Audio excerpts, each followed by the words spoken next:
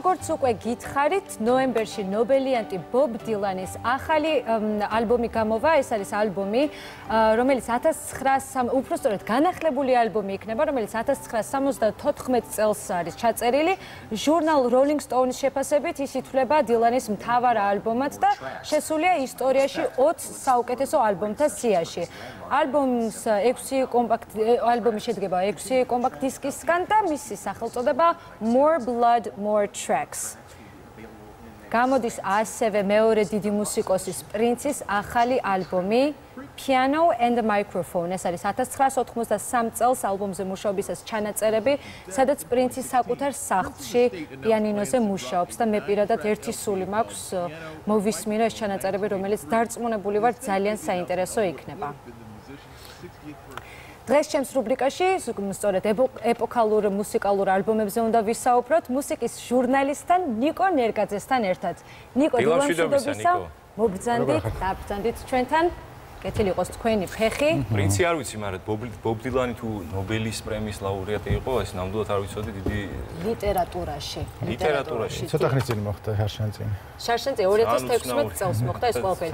ნიკო, სანამ კონკრეტულად ვისაუბრებდეთ იმ ალბომებზე, რომლებიც მუსიკის ისტორიაში ეპოქების შექმნას, მოდით განმარტოთ რა აქცევს ზოგადად მუსიკალურ ალბომს ეპოქალურად და ალბათ ეს ცდება მუსიკალურ ღირებულებას, ხო სხვა შეფასებებითაც ხდება ეს ყველაფერი. ხო, ვისთვის როგორ არის უფრო იმიტომ რომ ობიექტური კრიტერიუმები რომ რა წერია რომ ალბათ ეს არის და ეს არის ყველას თავისი აქვს. ჩემთვის არის რომ ალბათ უფრო მეტია ვიდრე ან რაღაცა უნდა შეეცვალა თუნდაც მუსიკალურად ან გარშემო ან შეიძლება ეპოქას ასახავდეს კარგად. მე ეგრე მესმის ყოველ შემთხვევაში.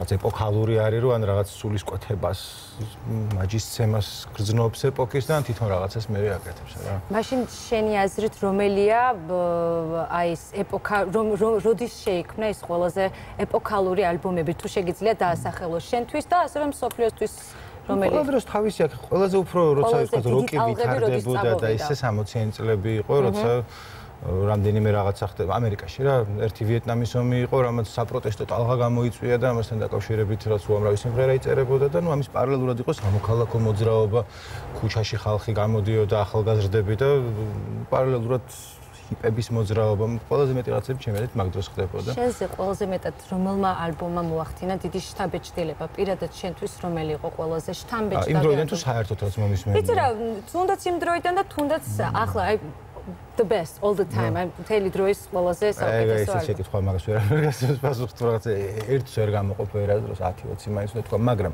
აი შემიძლია თქვა რამდენად ჩემთვის ეპოქალურის განცდა რა აქვს. ხო საქართველოში რო გადმოვიდეთ, ეხლა ისედაც ბევრი გექნებოდა ცოხუმის დაცემაზე და იმ დროზე და ძალიან ის არის ხოლმე. ხო 90-იანების მუსიკა, მაგრამ 90-ის მარტო ცოხუმის დაცემა ხო იყო, მაგის გარშემო იყო საბჭოთა კავშირის დაშლა, მე რაც ჩვენი სამოქალაქო ომი, მე ერთი მეორე და ეს რაღაც შესაბამისად აისახებოდა კიდევაც მუსიკაზე, რომელიც ძირითადად იყო რაღაც პოსტ-პანკით შთაგონებული მძიმე რა გაგვემართა რა ცუდია გარშემო ყველაფერი ეგეთი. აი მაგ დროინდელ ძველ ქართულ სიმღერებს თუ მოისმე, ჩემს არის ყველაზე უფრო მაგის განსახიერება აი შეიძლება აუთსაიდერის ინსაიდი ცოტა ადრე არის ჩაწერილი, მაგრამ ნუ ეგ განწყობა აქვს და მე ნუ ირაკი ჩაკვიანი. ეს ყველაფერი რაც ხდებოდა 25 წლის წინ ეს ნამდვილად აისახა ხელოვნებაში, პირდაპირ მნიშვნელობით აისახა. აი რა მოხდა 25 წლის წინ ქართულ მუსიკალურ სფეროში? და ბევრი არაფერი არ მომხდარა, იმიტომ რომ 25 წლის წინ მუსიკისთვის, როგორც ინდუსტრიისთვის არავის ეცალაკი არა, ქვეყანა ლამისით იყო, დაშლილი იყო თავიდან ბოლომდე. მაგრამ თვითონ ეს ცუდი ცხოვრებაც არის ხოლმე ერთგვარი მუხტი მე სხვებისთვის რომ რაღაცა გააკეთონ და დაწერონ. ერთ-ერთი ყველაზე მნიშვნელოვანი ალბომი რაც გქონია, ერთ-ერთი არის ყველაზე მნიშვნელოვანი ალბათ უდაოდ არის ირაკლი ჩარკვიანის Swan Songs-ი, რომელიც სხვადასხვა მიმართულებით იყო მნიშვნელოვანი. ერთ-ერთი იყო ის, რომ ბიძინა მაყაშვილის მუსიკის კრიტიკოსი ჩემი მენტორი და თავის დროზე ინტერვიუზე გამიშვა ირაკლისთან და მკითხა როგორ ფიქრობსო იმაზეო, რომ თვითონ რაც ირაკლიმ დაიწყო დაკვრა, ქართული მუსიკა გოიმობა და აღარ ითვლება. ეს არის 90-იან წლებზე ლაპარაკი, ეხლა ისედაც აღარ ითვლება, თქვა ესტრადა და მუსიკის ცნობილი ხარ მოსულას მენა. მაშინ არ მოსულა იყო რა ქართული ქიხაა და კარგია Led Zeppelin მარტო.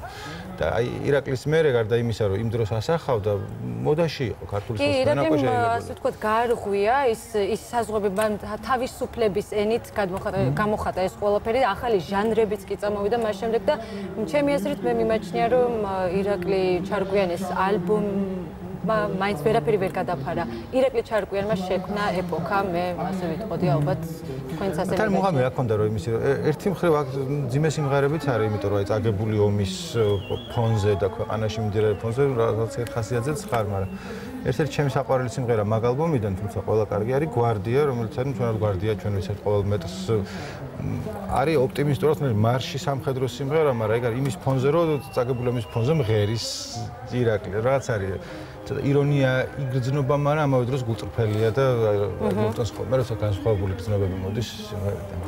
თან აი ბობ დილანის მსგავსად რომ მას ნობელის პრემია მიიღო, ამაში ირაკლის კომპოზიციებში ტექსტუალური ნაწილი ძალიან დიდი მნიშვნელობის და აი კონცეფცია თან თვითონ წერდა ამ ტექსტებს იყო ძალიან ისეთი მნიშვნელოვანი და აი თქვა დღევანდელ დღეს რო დაუკავშიროთ მე განმოვცურავ სხვას რა ჩემთვის ასოცირება აფხაზეთთან არის და ანუ ტექსტუალური მხარით კიდე რომელი ქართველი მუსიკოსი შეიძლება გამოვარჩიოთ თქვა რომ მას აი ამ 25 წლის წინათ არსებული ხო, ისიც არ გამოდის რომ მარტო ირაკლი იყო, ირაკლის პარალელურად მე ეს აუთსაიდერი ახსენე რობი კუხიანიძე, რომელიც თავიდან მუსიკალურად არ იყო ისეთი კაი როგორც ფანსებზე, მაგრამ იყო ძალიან გავლენიანი, ასე სუფთა ის პანკ მუსიკა იყო და ისიც ასახავდა ეს ჩემ ქალაქში ბნელა სიმღერა მაგდროინდელ განწყობას. მე ძალიან მიყვარს 33-ია და მე შევეთქვათ პირველ მეორე ალბომი ექსემპლარი ბევრი ყავს რა, მე წესით ჩვენი ქვეყნის ზომის კვალობაზე გაცილებით მეტი ყავს, ვიდრე შეიძლება და რო ყვალო და თუ სხვა მსგავს ქვეყანას არ არის.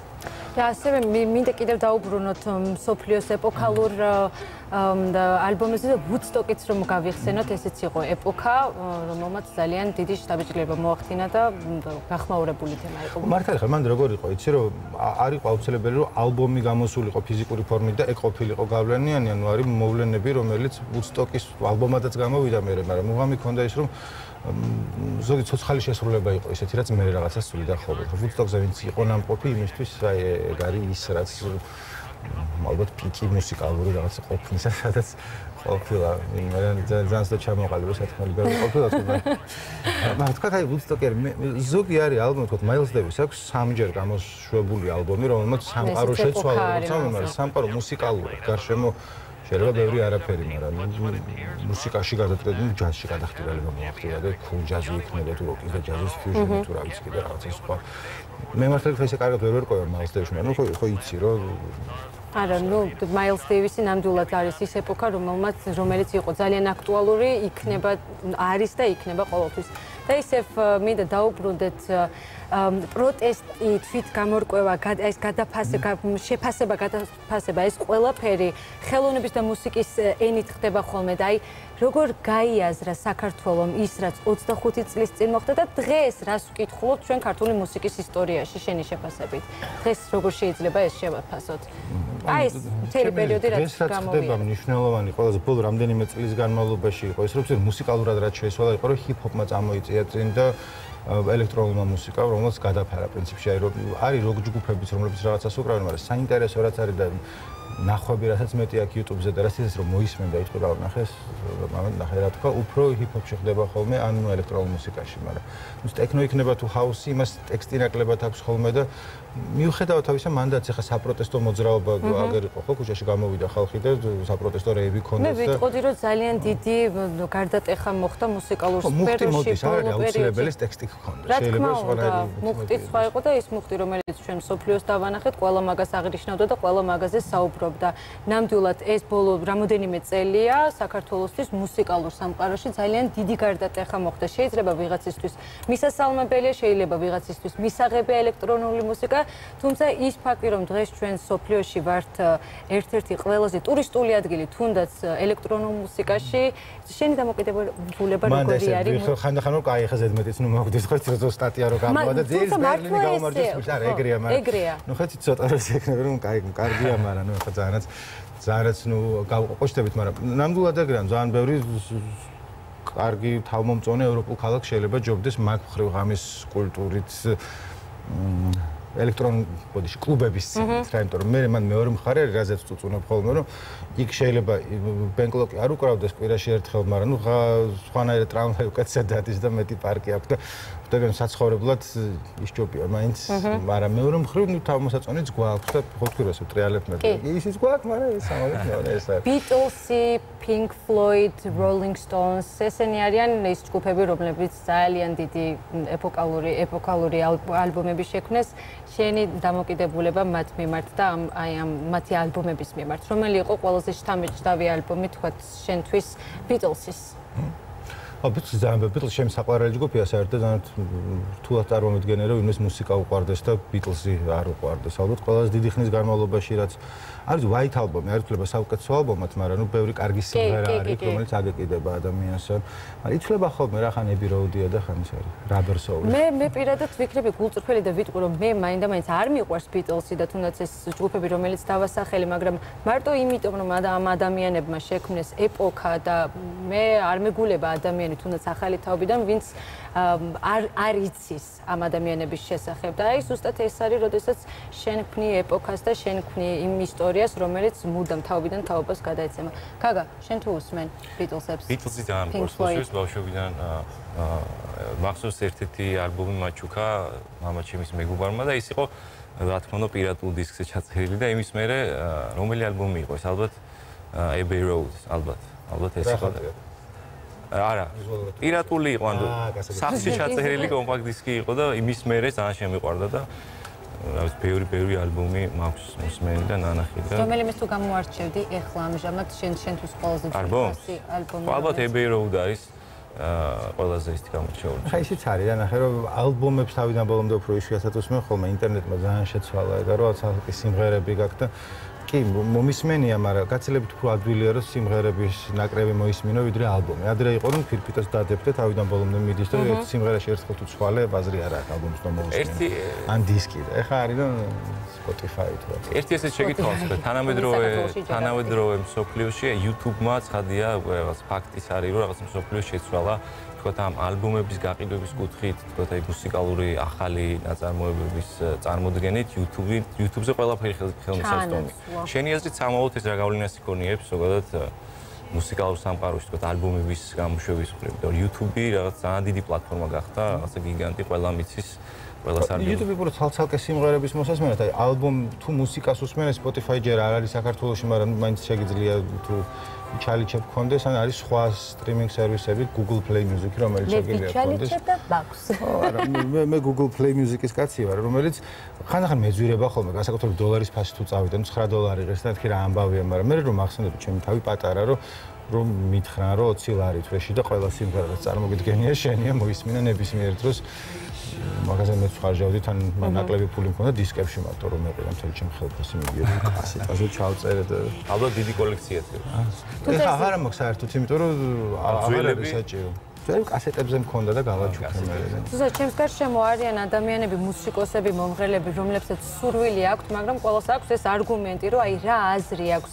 შენ რას ეტყოდი ეგეთ ადამიანებს? მე დემოტივაცია არ მინდა რომ გავუკეთოთ ამ ადამიანებს, იმიტომ რომ ალბომი ნამდვილად სულ სხვა ფენომენი არის და YouTube-ზე ატვირთული სიმღერები კიდე სულ სხვა ფენომენია. ეგ როგორ არის? მაშინ საერთოდ რა აზრი აქვს მუსიკოსობას, იმიტომ რომ თუ საქართველოში ავიღებთ, ეხლა ძალიან შორს წაგვიყვანს, მაგრამ ფულს მაგით ვერ იშოვის ეს. თუ გინდა რომ რაღაც კაი შემოსავალი გქონდეს, ჯობია როკ ბენდი არ გქონდეს და არ უკრავდეს, რაღაც მუშაობდეს, სადაც სტაბილური ხელფასი გექნება, ხო? მაგრამ მუსიკოსი რატო ხდები? იმიტომ რომ სხვანაირად არ შეგიძლია და გინდა რომ იყო და მუღამი აქვს და ალბომიც ეგ არის. საბოლოო ჯამში თუ ჯგუფი გაქვს და რაღაცა საკეთებ, ეგეც ეგრე შვები ხოლმე, მაგას აკეთებ. წიგნი რატომ უნდა დაწერო? გაგეყიდება და მე გამდიდრდები თუ რა, იმიტომ უნდა დაწერო, რომ გეწერინება. ზუსტადაც რომ. ალბომიც ეგეთია.